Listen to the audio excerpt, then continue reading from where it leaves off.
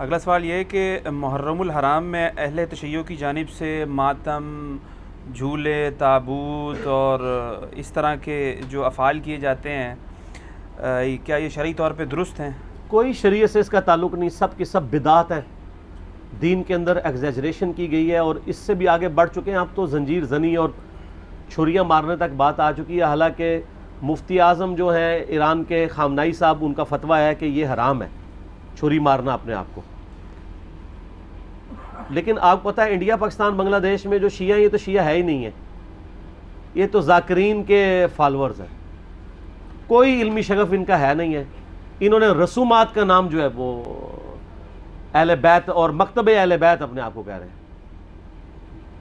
مولانا اسحاق صاحب رحمہ اللہ تعالی، جن کی بڑی ایکسپرٹیز تھی اس فیلڈ میں، انہوں نے باقاعدہ شیعہ کی فقہ کی کتابوں سے بتایا کہ ماتم کرنا حرام ہے. وہ آج کے علماء کی لکھی نہیں، پرانی ہے. یہ بدعات ہیں جو انہوں نے داخل کی ہیں، جیسا کہ کئی بدعات اہل سنت کے ہاں بھی داخل ہو گئی.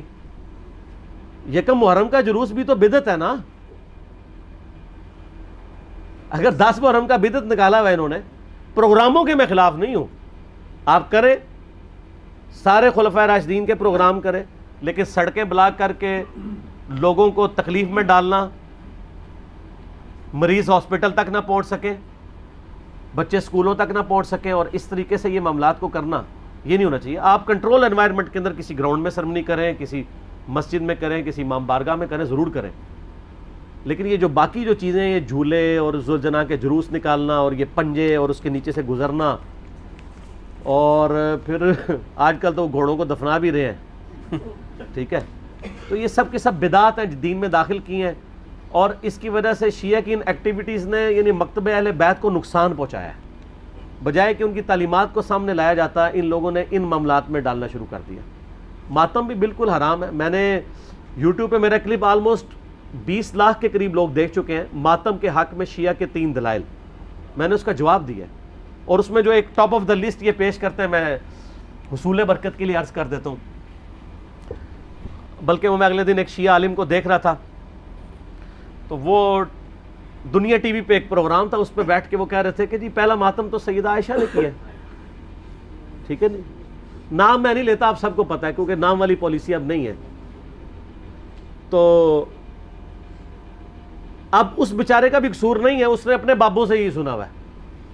اس نے مسند احمد خود کھول کے بھی نہیں کبھی دیکھی ہوگی، سنی انہوں نے نہیں کھولی بھی، تو اس بیچارے نے کہاں سے کھولنی ہے جن کی اپنی کتاب ہے. ہم نے بہت پہلے ریکارڈنگ کرا دی کہ مسند احمد میں آگے الفاظ ہیں، سیدہ عائشہ کہتی ہیں، اتنا حصہ تو بخاری مسلم میں بھی موجود ہے کہ نبی علیہ السلام کی وفات میری گود میں ہوئی. تو سر اس سے سیدہ عائشہ کی یہ فضیلت تو ثابت ہوئی کہ اللہ تعالیٰ نے اپنے محبوب صلی اللہ علیہ وسلم کو سیدہ عائشہ کی گود میں وفات دی، تو یہ فضیلت بھی تو ثابت ہو رہی ہے نا. تو یہ بھی فضیلت پھر مانے نا. جیسا کہ اہل حدیث جب وہ موضوع پہ مسح، جرابوں کے مسح کی بات شروع کرتے ہیں تو کہتے ہیں وہ تو بخاری مسلم میں پگڑی پہ مسح کی بھی حدیث ہے. تو ہم کہتے ہیں اس سے صرف پگڑی کا مسح نہیں، پگڑی بھی تو ثابت ہو رہی ہے نا. لال رومال لاؤ تو پگڑی پاؤ. تو شیعہ جب کہتے ہیں کہ سیدہ عائشہ کی گود میں نبی علیہ السلام کی وفات ہوئی، تو سیدہ عائشہ کی تو فضیلت ثابت ہو رہی ہے. پھر وہ بخاری میں واقعہ بھی ہے مسواک والا.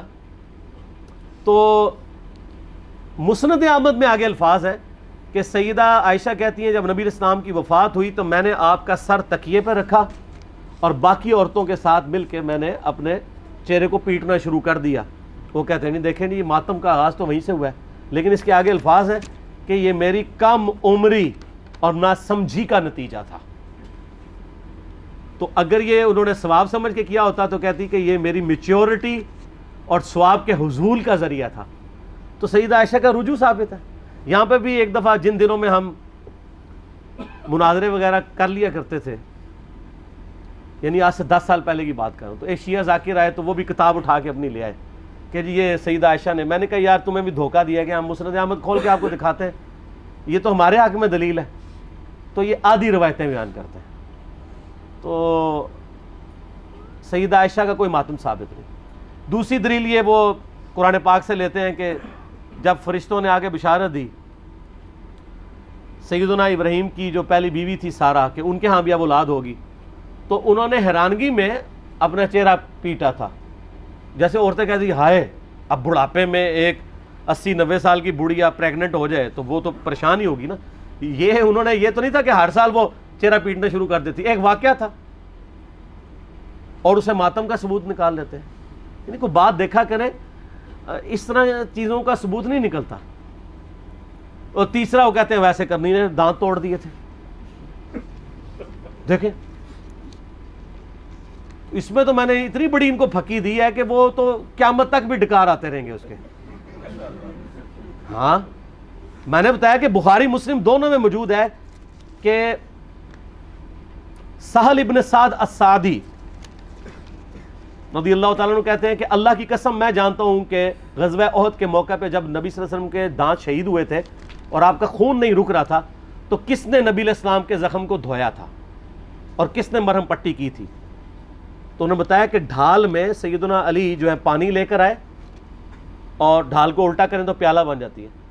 تو سیدہ فاطمہ اس زخم کو دھوتی تھی اور جب خون نہیں رک رہا تھا تو سیدہ فاطمہ نے ایک کاٹن کا کپڑا جلا کے اس کی راکھ رکھی تو وہ خون رک گیا. یہ سہل ابن سعد السعدی آل امیہ کے دور میں سیدنا علی کی فضیلت بیان کیا کرتے تھے بخاری مسلم میں, قسمیں اٹھا اٹھا کے, کیونکہ حج کے موقع پہ لوگ ان کو آ کے ملتے تھے کہ اب چند ایک صحابہ زندہ رہ گئے, ان میں سے ایک ہی ہیں. تو وہ پھر آل امیہ کے دور میں مولا علی کے فضائل بیان کرتے تھے. تو میں نے یہ پھکی دی ہے کہ جس شخصیت کے سامنے دانت شہید ہوئے ہیں اس نے تو اپنے دانت نہیں توڑے.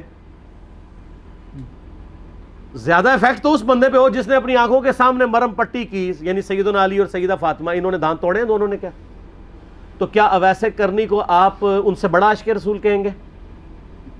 تو اپنے ایمان کی فکر کریں. یہ تو ویسے کرنی اس تصور سے خود بھی کانپ اٹھیں گے. المستدرک الحاکم میں موجود ہے کہ سیدنا ویسے کرنی رحمہ اللہ تعالی جنگ صفین کے موقع پر مولا علی کے پاس آئے, ان کے ہاتھوں پہ بیعت کی اور معاویہ بن ابی سفیان کے خلاف لڑتے ہوئے شہید ہوئے ہیں مولا علی کی طرف سے.